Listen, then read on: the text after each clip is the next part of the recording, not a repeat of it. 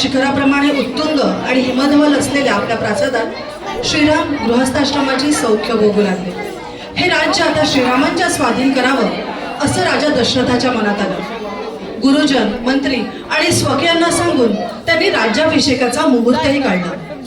चैत्र मासी पुष्य नक्षत्रावर श्रीराम सिंहासनस्थ होणार या वार्तेने प्रासादाप्रमाणेच नगरातही आनंदाला भरते आले होते.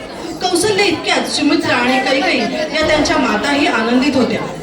परंतु मंथरा नावाच्या एका दुष्ट कुबड्या दासीने कैकेयीचा बुद्धिभेद केला आणि कैकेयीनं नवा हट्ट सुरू केला. राजा दशरथाने दिलेल्या वचनाची आठवण करून देत कैकेयीने भरतासाठी राज्य आणि रामाला वनवास मागितला. दशरथाची अवस्था खूप केविलवाणी झाली. त्याने खूपदा विनवून पाहिलं, पण कैकेयीचा हट्ट काही केल्या कमी होईना. शेवटी राजा हतबल झाला. मंत्री सुमंताकरवी त्यांनी रामाला बोलवणं पाठवलं. राजा दशरथाला काही बोलता येईना तेव्हा कैकेयीनेच सर्व प्रकार निवेदन केला आणि सांगितलं, तुला प्रत्यक्ष सांगण्याचा राजांना धीर होत नाहीये, पण हे राज्य भरताला मिळावं आणि तू 14 वर्ष वनवासात जावं अशीच त्यांची इच्छा आहे. यावरही राजा दशरथाचं मौन होतं आणि त्यांचं मौन हीच त्यांची अनुमती समजून राम आनंदाने वनवासात जायला तयार झाले. श्रीराम लक्ष्मणासह कौसल्येच्या मंदिरात आले. त्यांनी पित्राज्ञेने आपण वनवासात जातो आहोत हे आईला सांगितलं. कौसल्य हतबद्ध झाले. रामानं जाऊ नये म्हणून तिने कितीही आक्रोश केला तरी श्रीरामांचा निश्चय काही बदलला नाही आणि लक्ष्मणाला हे सहन होत नव्हतं. श्रीरामांनी खूप प्रयासाने लक्ष्मणाला शांत केलं. माता कौसल्येसही नम्रपणे समजावलं आणि निरोप घ्यायला श्रीराम पुढे सीतेच्या मंदिरात आले. पण सीतेनं श्रीरामांचा निरोप न घेता ती सुद्धा आनंदानं त्यांच्यासोबत वनात जायला तयार झाली. श्रीराम, लक्ष्मण आणि सीता हे तिघेही वनवासाला निघाले. सुमंत मंत्री त्यांच्या रथातून अयोध्येच्या वेशीपर्यंत सोडायला गेले. अयोध्यावासी प्रजाजनांच्या दुःखाला वाचा फुटली, परंतु नगरजनांची आर्त प्रार्थना श्रीरामांचा रथ अडवू शकली नाही. बंधू लक्ष्मण आणि पत्नी जानकी यांच्यासह श्रीराम अयोध्येच्या बाहेर पडले. त्या रात्री अयोध्येतील कुठल्याही घरी दिवे लागले नाहीत आणि अन्नही शिजलं नाही. श्रीराम गंगातीरी शृंगवेरपुरास आले. श्रीरामांनी गंगा पार करून देण्याची विनंती नावाड्यांना केली.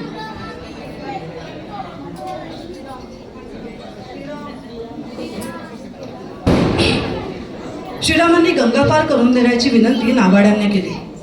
नावाड्यांनी नौका सिद्ध केली. श्रीराम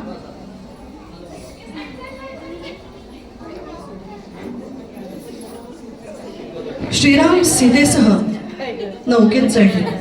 नावाडी नौका वल्हू लागले, लाटा आदळू लागल्या आणि नावाडी गाऊ लागले.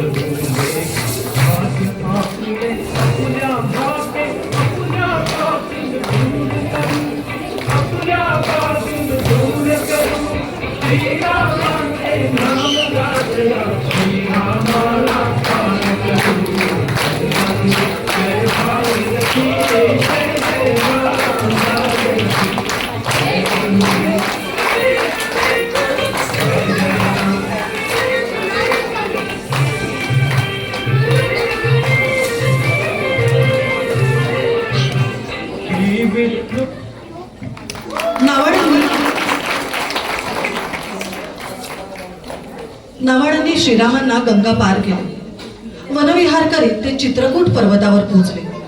श्रीरामाने तेथील एका सपाट आणि मनोहर स्थळाकडे निर्देश करून तिथे पर्णकुटी बांधण्याची लक्ष्मणाला आज्ञा केली. राम, लक्ष्मण आणि सीता यांनी त्या पर्णकुटीत प्रवेश केला. इकडे रामवियोगाने भकास झालेल्या अयोध्येच्या प्रासादात राजा दशरथाचे एकाएकी प्राणोत्क्रमण झाले. भरताला बोलवणं पाठवलं. अयोध्येचे भकास आणि उदास वातावरण पाहून भरताला कळलं की काहीतरी नक्कीच घडलंय. कैकेयीला भेटताच तिने सर्व प्रकार आपल्या लाडक्या पुत्राला निवेदन केला. कैकेयीचे स्वार्थीपणाचे बोलणे ऐकून भरताला संताप अनावर झाला.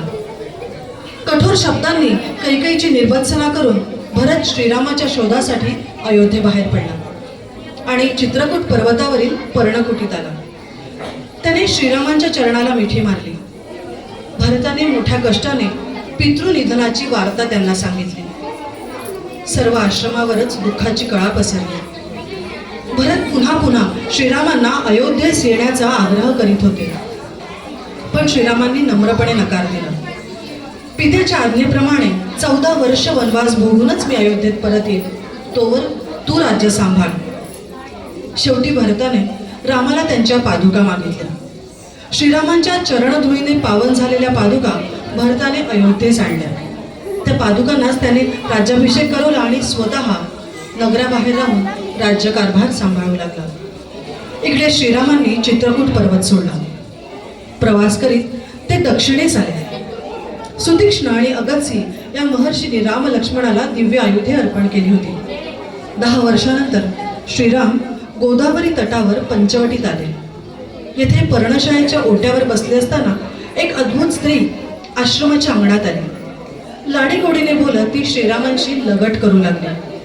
पण श्रीराम, मी एक पत्नी व्रतधारी आहे, मी विवाहित आहे, मला काही तुझ्या प्रेमाचा स्वीकार करता येणार नाही असं नम्रपणे शूर्पणखेला सांगू लागले.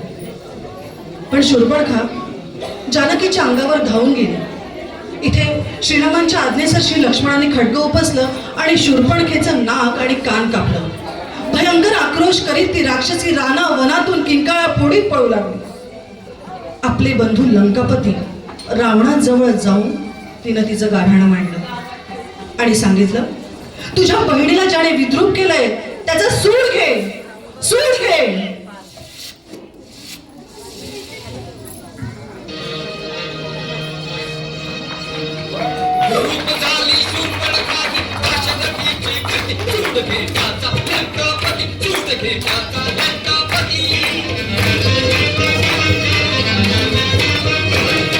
कसले करसी रावणा कसले जनपालन, श्रीरामाने कोण जिंकले तुझे दंड कावन.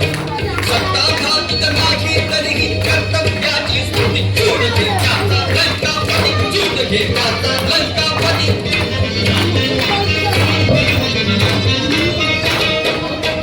लोचने उघडून बघया चोपणखेची कशा, श्रीरामाच्या पराक्रमाने कंपित ही दिशा. तुझे गुप्तचर ये गुप्तचका आता ही सांगती, चूड घे त्याचा लंकापती, चूड घे त्याचा लंकापती.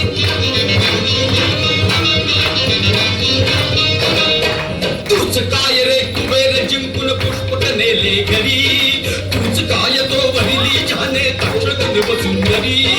तूच काय तो भय मृत्यूचे लवनागीच्या पती, चूड घे त्याचा लंकापती, चूड घे त्याचा लंकापती. ऐक सांगते पुन्हा तुला त्या श्रीरामाची कथा, बाण मारता करत त्याच्या चमके विद्युल लखा. शस्त्र निपुणता बघून त्याची कुंग होत सेवती, चूड घे त्याचा लंकापती, चूड घे त्याचा लंकापती.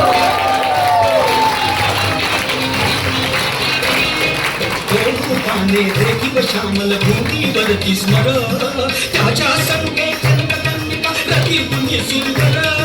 तुलाच साजून दिसेल ऐशी मोहक ती युवती, चूड घे त्याचा लंकापती, चूड घे त्याचा लंकापती, चूड घे त्याचा लंकापती, चूड घे त्याचा लंकापती, चूड घे त्याचा लंकापती.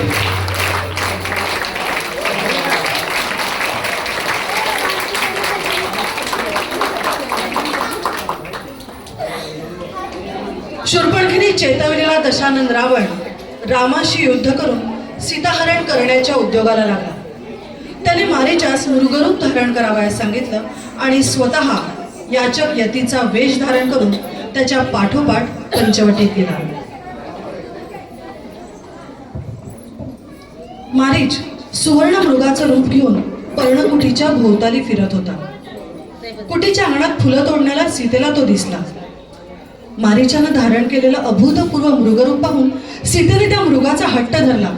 नाथ, नाथ, मला ते सुवर्णमृग हवंय. नाही नाथ, तुम्ही काहीही करा पण मला ते सुवर्णमृग आणून द्या. शेवटी पत्नी हट्ट असतो. श्रीरामांनाही चुकला नाही. राम धनुष्य बाण घेऊन त्या मृगाचा मागोवा घेत वनात गेले.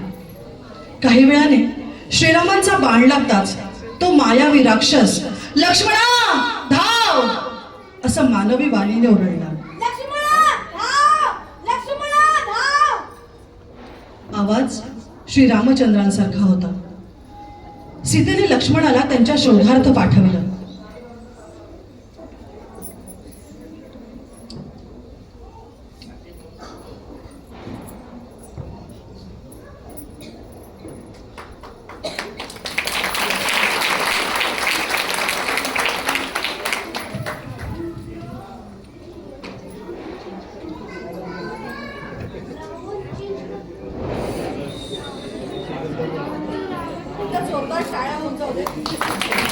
काय आम्ही गाणी थोडी कॉम्पॅक्ट केली आहे, त्याच्यामुळे आमच्या कॅरेक्टर्सना चेंजिंगला जरा गडबड होती आहे. बॅक टू बॅक असल्यामुळे त्यांची घाई होते आणि म्हणून आमच्या रावणाची एंट्री काही 2 मिनिटं जरा उशिरा होती.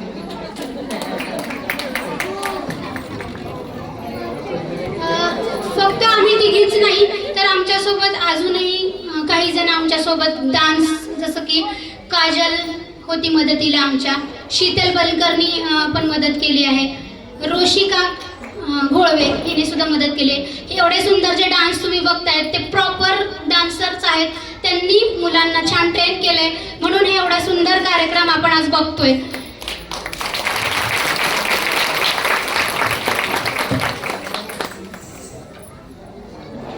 ही अयोध्या इथे एलांजा सोसायटीमध्ये आणणं हे खरं तर आमच्यासाठी सुद्धा कठीण होतं.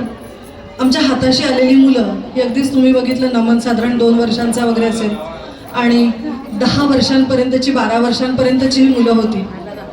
त्यांना ही गोष्टच माहिती नाही आहे. म्हणून आत्ता या संधीचा फायदा घेऊन मी सगळ्यांना एक विनंती करेन. तुम्ही कार्टून दाखवता, काय एव्हेंजर वगैरे काय त्या मूवीज दाखवत असाल ठीक आहे, पण कुठेतरी आपल्या गोष्टी, आपला इतिहास, आपली संस्कृती सुद्धा त्यांच्यापर्यंत पोहोचली पाहिजे. म्हणून खरं तर आजचा आमचा हा अट्टहास आहे तो तुमच्यापर्यंत पोहोचला आणि इथून पुढे जर कुठेतरी राम, लक्ष्मण, शिवाजी महाराज, सावरकर, गांधी, नेहरू हे कुठेतरी आपण प्रत्येक मुलामध्ये थोडे थोडे का पोहोचवू शकलो तर आमचा आजचा हा प्रयत्न सफल झाला असं मी म्हणते. मी सुरू करते.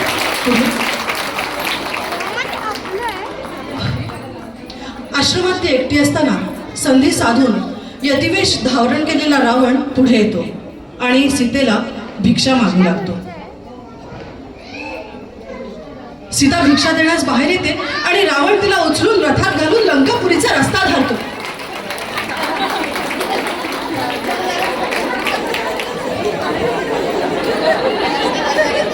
आमची लंकापुरी एवढीच आहे, आम्ही फार लांब नाही येऊ शकत.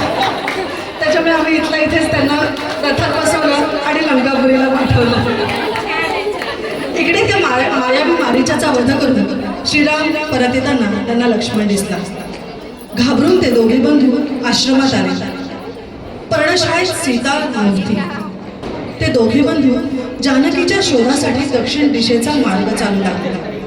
श्रीराम सारखे सीतेच्या नावाने साथ घालीत होते.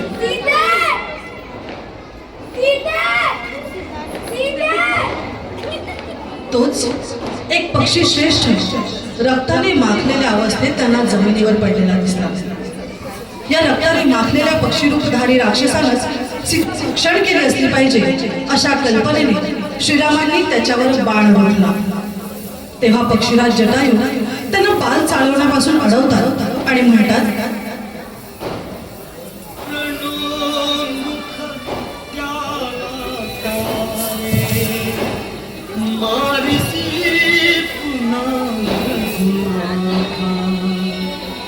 अडविता खलासी पडलो पडविली रावणी सीमा अडविता खलासी पडलो पडविली रावणी सीमा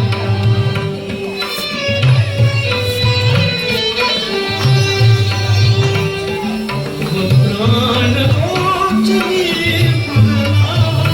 मी तरी पाहिला त्या प्राण ओचली मी तरी पाहिला गगन पथाने गेला तो गगन पथा